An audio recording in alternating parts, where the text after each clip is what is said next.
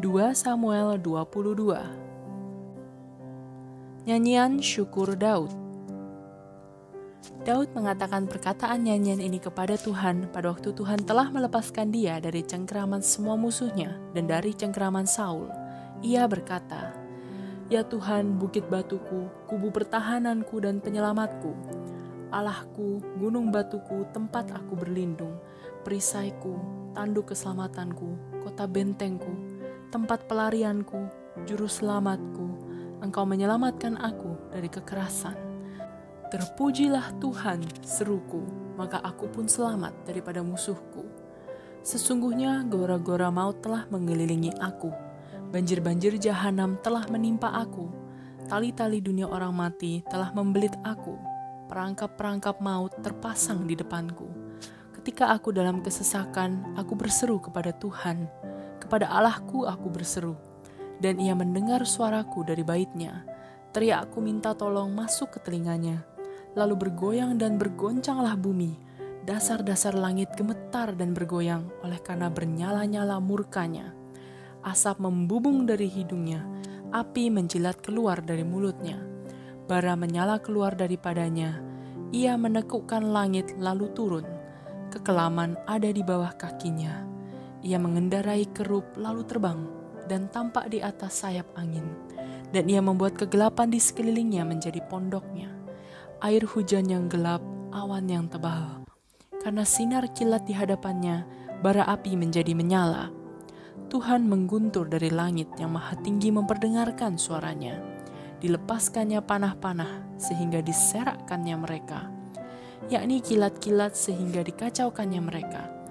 Lalu kelihatanlah dasar-dasar laut. Alas-alas dunia tersingkap karena hardikan Tuhan, karena hembusan nafas dari hidungnya. Ia menjangkau dari tempat tinggi, mengambil aku, menarik aku dari banjir. Ia melepaskan aku dari musuhku yang gagah, daripada orang-orang yang membenci aku, karena mereka terlalu kuat bagiku. Mereka menghadang aku pada hari sialku, tetapi Tuhan adalah sandaran bagiku. Ia membawa aku keluar ke tempat lapang. Ia menyelamatkan aku karena ia berkenan kepadaku. Tuhan memperlakukan aku sesuai dengan kebenaranku. Ia membalas kepadaku sesuai dengan kesucian tanganku. Sebab aku tetap mengikuti jalan Tuhan dan tidak menjauhkan diri dari Allahku sebagai orang fasik. Sebab segala hukumnya aku perhatikan, dan dari ketetapannya aku tidak menyimpang. Aku berlaku tidak bercela kepadanya dan menjaga diri terhadap kesalahan. Karena itu Tuhan membalas kepadaku sesuai dengan kebenaranku, sesuai dengan kesucianku di depan matanya. Terhadap orang yang setia, engkau berlaku setia. Terhadap orang yang tidak bercela, engkau berlaku tidak bercela. Terhadap orang yang suci, engkau berlaku suci. Tetapi terhadap orang yang bengkok, engkau berlaku belat-belit. Bangsa yang tertindas engkau selamatkan.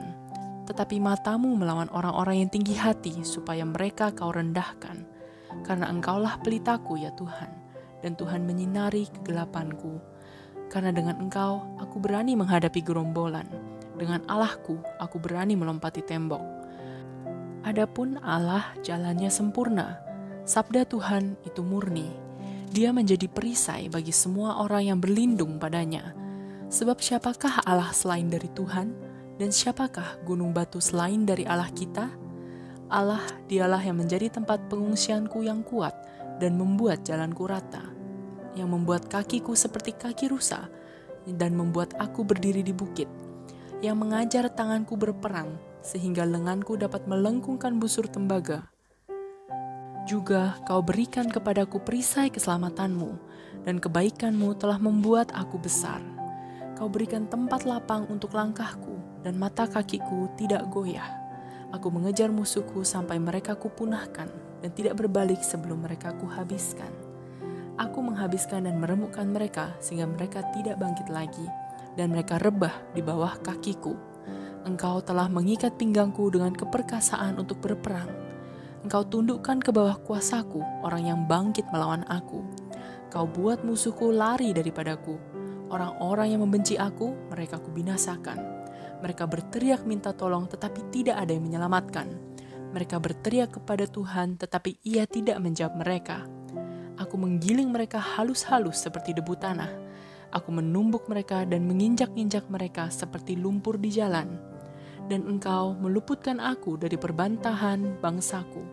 Engkau memelihara aku sebagai kepala atas bangsa-bangsa. Bangsa yang tidak kukenal menjadi hambaku. Orang-orang asing tunduk menjilat kepadaku. Baru saja telinga mereka mendengar, mereka taat kepadaku. Orang-orang asing pucat layu dan keluar dari kota kubunya dengan gemetar. Tuhan hidup, terpujilah gunung batuku, dan ditinggikanlah kiranya Allah gunung batu keselamatanku. Allah yang telah mengadakan pembalasan bagiku, yang telah membawa bangsa-bangsa ke bawah kuasaku, dan yang telah membebaskan aku daripada musuhku. Dan Engkau telah meninggikan aku, mengatasi mereka yang bangkit melawan aku. Engkau telah melepaskan aku dari para penindas. Sebab itu, aku mau menyanyikan syukur bagimu ya Tuhan di antara bangsa-bangsa, dan aku mau menyanyikan mazmur bagi nama-Mu. Ia mengaruniakan keselamatan yang besar kepada raja yang diangkatnya, dan menunjukkan kasih setia kepada orang yang diurapinya, kepada Daud dan anak cucunya untuk selamanya. 2 Samuel 23. Perkataan Daud yang terakhir. Inilah perkataan Daud yang terakhir. Tutur kata Daud bin Isai dan tutur kata orang yang diangkat tinggi, orang yang diurapi Allah Yakub, pemazmur yang disenangi di Israel. Roh Tuhan berbicara dengan perantaraanku, firman-Nya ada di lidahku. Allah Israel berfirman, Gunung Batu Israel berkata kepadaku, apabila seorang memerintah manusia dengan adil, memerintah dengan takut akan Allah, ia bersinar seperti fajar di waktu pagi, pagi yang tidak berawan, yang sesudah hujan membuat berkilauan rumput muda di tanah. Bukankah seperti itu keluargaku di hadapan Allah? Sebab ia menegakkan bagiku suatu perjanjian kekal, teratur dalam segala-galanya dan terjamin. Sebab segala keselamatanku dan segala kesukaanku, bukankah Dia yang menumbuhkannya? Tetapi orang-orang yang dursila, mereka semuanya seperti duri yang dihamburkan. Sesungguhnya mereka tidak terpegang oleh tangan. Tidak ada orang yang dapat mengusik mereka, kecuali dengan sebatang besi atau gagang tombak, dan dengan api mereka dibakar habis. Pahlawan-pahlawan Daud. Inilah nama para pahlawan yang mengiringi Daud. Isi-Baal orang Hakmoni kepala Triwira, ia mengayunkan tombaknya melawan 800 orang yang tertikam mati dalam satu pertempuran. Dan sesudah dia, Eleazar anak Dodo, anak seorang Ahohi, ia termasuk ketiga pahlawan itu. Ia ada bersama-sama Daud ketika mereka mengolok-olok orang Filistin yang telah berkumpul di sana untuk berperang, padahal orang-orang Israel telah mengundurkan diri. Tetapi ia bangkit dan membunuh demikian banyak orang Filistin sampai tangannya lesu dan tinggal melekat pada pedangnya. Tuhan memberikan pada hari itu kemenangan yang besar. Rakyat datang kembali mengikuti dia hanya untuk merampas. Sesudah dia, Sama anak Age orang Harari. Ketika orang Filistin berkumpul di Lehi, di sana ada sebidang tanah ladang penuh kacang merah, dan tentara telah melarikan diri dari hadapan orang Filistin. Maka berdirilah ia di tengah-tengah ladang itu. Ia dapat mempertahankannya dan memukul kalah orang Filistin. Demikianlah diberikan Tuhan kemenangan yang besar.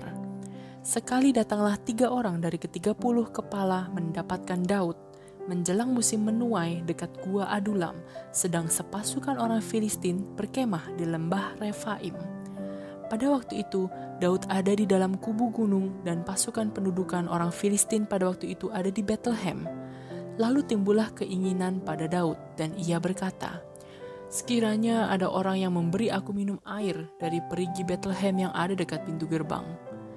Lalu ketiga pahlawan itu menerobos perkemahan orang Filistin. Mereka menimba air dari perigi Bethlehem yang ada dekat pintu gerbang, mengangkatnya dan membawanya kepada Daud. Tetapi Daud tidak mau meminumnya, melainkan mempersembahkannya sebagai korban curahan kepada Tuhan. Katanya, jauhlah daripadaku ya Tuhan untuk berbuat demikian. Bukankah ini darah orang-orang yang telah pergi dengan mempertaruhkan nyawanya? Dan tidak mau ia meminumnya. Itulah yang dilakukan ketiga pahlawan itu. Abisai adik Yoab anak Zeruya, dialah kepala ke-30 orang itu. Dan dialah yang mengayunkan tombaknya melawan 300 orang yang mati ditikamnya. Ia mendapat nama di antara ke-30 orang itu. Bukankah ia yang paling dihormati di antara ke-30 orang itu? Memang ia menjadi pemimpin mereka, tetapi ia tidak dapat menyamai triwira itu.